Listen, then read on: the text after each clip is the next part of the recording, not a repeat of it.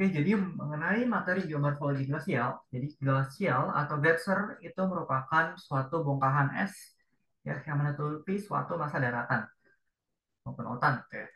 Nah, jadi ada dua proses di sini, plucking dan abrasion. Nah, jadi plucking ini merupakan pencopotan batuan ya dari dasar ataupun dinding suatu lembah oleh gletser. Lalu batuan tadi kemudian menggerus lapisan tanah atau batu lainnya yang telah mengalami plucking.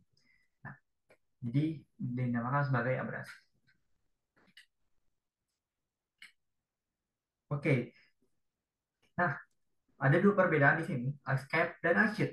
Jadi untuk ice cap, dia itu luasnya tidak seluas ice sheet dan hanya dapat ditemukan di puncak-puncak gunung tertentu saja. Sedangkan ice sheet itu luas, bisa hingga kontinental luasnya. Lalu dia dapat ditemukan di dataran yang cukup rendah, seperti itu. Lalu ada jenis-jenis glacier, ya, ice field, ya, biasanya ditemukan di ice sheet. Kemudian shear glacier, ya, merupakan glacier yang ditemukan di suatu pegunungan ya yang ditemukan di lembah berbentuk lingkaran. Lalu Valley Glacier ditemukan di lembah ya, lembah dari antara dua gunung. Lalu Piedmont Glacier ketika Valley Glacier sudah masuk ya ke daerah dataran rendah. Lalu juga ada Tidewater. Ya. Oke, jadi di sini ada beberapa struktur glacier gitu ya. Ada beberapa zona di sini. Ada accumulation zone ya di mana salju-salju atau air itu berakumulasi menjadi es gitu ya. Kemudian menjadi glacier.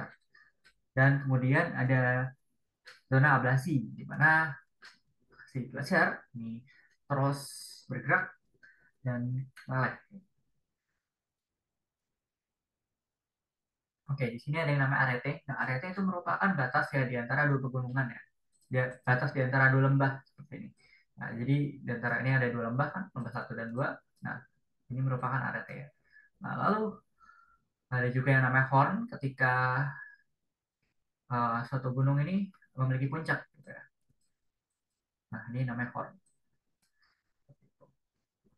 Terus ada yang namanya moraine. Nah, moraine ini merupakan glacier ya yang sedimen ya yang dideposisi oleh glacier. Ya, misalnya kan si glacier itu kan memplaking dinding gunung bagian sini gitu ya.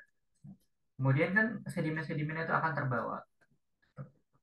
Nah, ketika terbawa dan ketika bertemu antara dua glacier, nah sedimen-sedimen dari sini tadi tuh dia bertemu dan membentuk medial moraine. Seperti itu. Lalu ada yang namanya Vivace ya, atau Bergeron. Nah, itu merupakan retakan-retakan ya di glacier ketika glacier tersebut mengalami perubahan tinggian ya di dasar valley-nya atau dasar lembah sehingga karena perubahan ketinggian tersebut glacier retak. Oke, lalu di zona abrasi glacier mengalami melting ya, kelelehan dan evaporasi. Air-air dari kelelehan glacier mengalami evaporasi dan kadang membentuk sungai atau kemudian menjadi outwash plain. Nah, kemudian ada glacial till.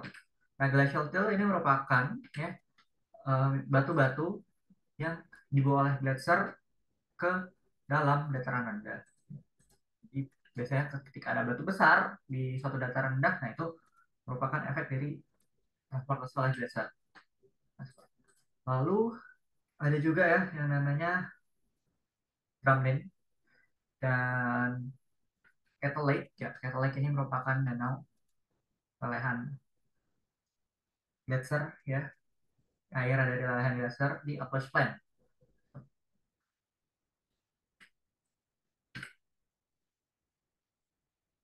Nah, lalu ada Roche Montaigne sama eh Tail. Ya, kalau Roche Montaigne ya, dia arah dari si lereng yang slope, yang gentle, yang tidak curam itu sesuai dari arah datangnya si glacier. Nah, tapi kalau yang Tail dia kebalikannya.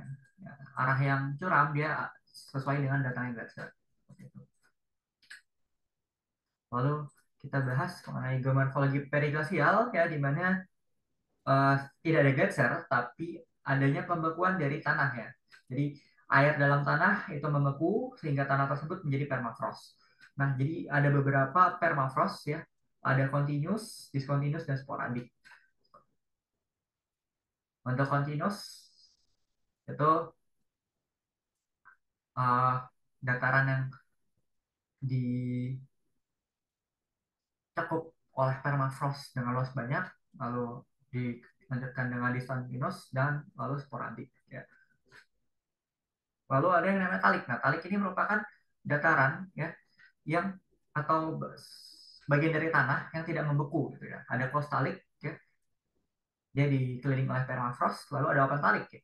Dia tidak dikelilingi oleh permafrost. Dia dikelilingi hanya sebagian ya. Dia masih ada bagian yang tidak dikelilingi ya. Di sini ada lake.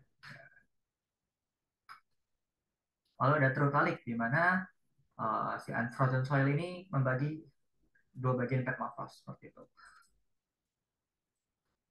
Jadi semakin utara permafrost semakin continuous dan semakin salt karena kalau di belahan bumi utara ya, karena um, temperaturnya lebih tinggi maka permafrostnya lebih sedikit.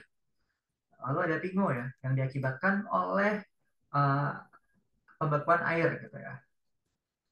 Karena ada artesian pressure yang membawa air ini ke suatu tempat terkonsentrasi gitu. Jadi misalnya ada air tanah gitu ya di dalam talik. Nah, air tanah tersebut ini akan terkonsentrasi di talik yang terbuka gitu ya. Nah, kemudian tanahnya ikut membendung ya, naik, tanahnya naik karena ada es di bawahnya sehingga membentuk suatu pingu. Nah, lalu ada yang ekosistem ya, ketika lake ini uh, dia turun, lake-nya turun, dia menjadi groundwater dan groundwater membeku, ya, jadi um, ekosistem bingung. Nah, jadi selain itu permafrost ini menyimpan ya emisi gas rumah kaca, gitu ya. Kan selain dia membekukan es, dia juga membekukan gas-gas. Ya. Contohnya CO2 dan CH3 atau metana, sehingga pencairan metamorf permafrost itu dapat berakibat buruk buat pemanasan global. Oke, kita lanjut ke materi lain.